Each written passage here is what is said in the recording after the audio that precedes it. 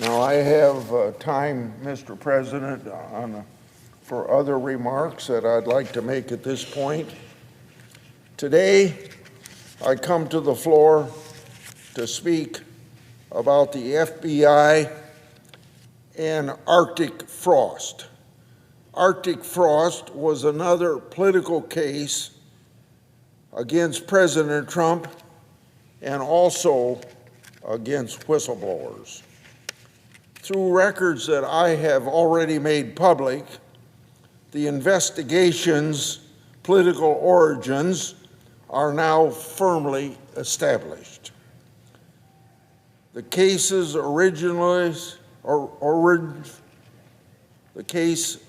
originated our anti-Trump FBI agent Thibault and his merry band of partisans.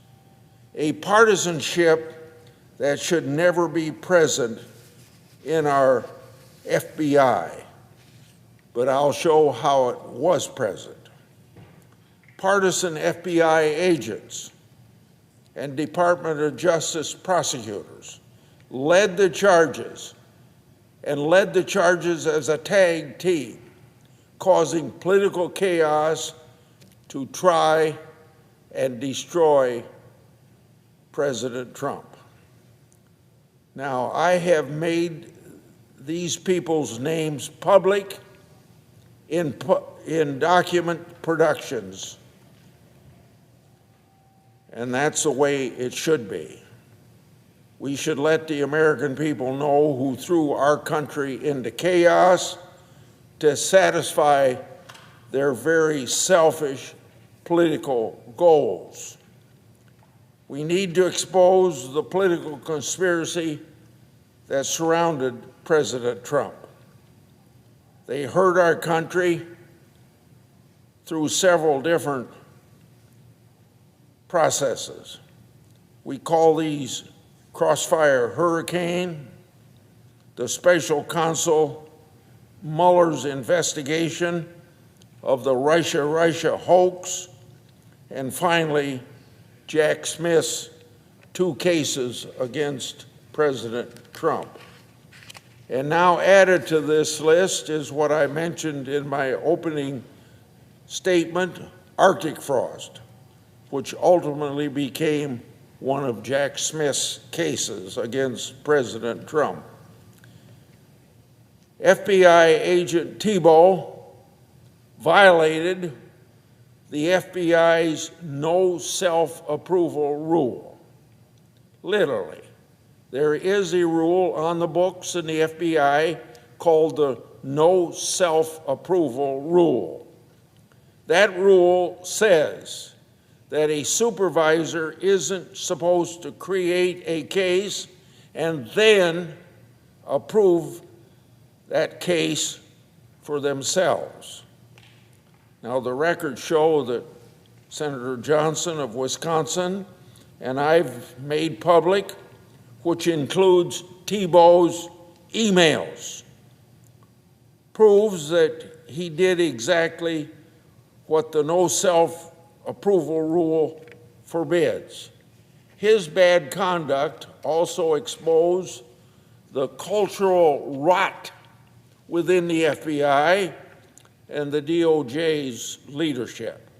How, you might ask? Because all of them eagerly approved of Thibault's case. All those alleged layers of review on the 7th floor of the FBI building turned out to be Democratic National Committee's echo chamber. Our country's suffered as a result, and so have our government institutions. And now President Trump and the American people have an opportunity to see the details of the political conspiracy that tried to take President Trump down. Moreover, I questioned then nominee Todd Blanche about whether Jack Smith provided all the emails that I've made public to the Trump defense counsel. Blanche said that Biden prosecutors did not provide all the emails. Failing to provide these types of records and information to defense counsel prevents defense counsel from making a complete defense. It prevents them from full and complete questioning of all the witnesses. It's pretty obvious if the defense team knew that partisan FBI agents had opened the case against Trump in breach of FBI rules, they would have been able to raise those issues and have a really strong defense. Now, talk about the miscarriage of justice. That's a perfect example of people in the FBI doing a miscarriage of justice. By the way, I've heard from peeps, haven't heard a peep from my Democrat colleagues about Arctic frost. During Trump's first term, then-ranking member Senator Feinstein of California joined my investigation into the alleged Russian collusion, which we found such a collusion did not occur. No Democrats have asked me anything about Arctic frost, even though I've shown them and the entire public internal FBI emails proving political rot in our top law enforcement agency. If you're afraid to follow the facts and to follow the evidence in this town, if you don't ask questions, you'll never have any credibility.